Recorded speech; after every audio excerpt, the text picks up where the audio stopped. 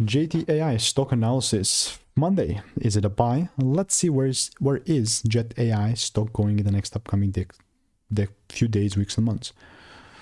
Everyone has their own opinions on this thing and whether it's a buy or not, because it's quite juicy right now, to be very frank. Even though Friday was 10% down, a lot of you, maybe you're thinking that it's over.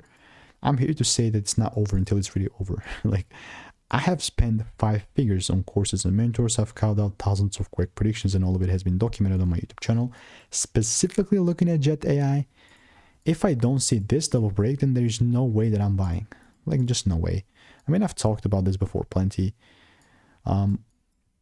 Monday is the most biggest thing. Like, guess what? Like, it's not gonna be the first nor the last time we see the rules or don't see the rules happen.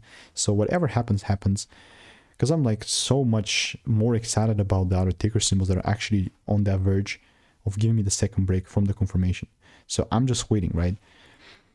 And all of this can be changed in Monday. So I'll rather keep this caps one.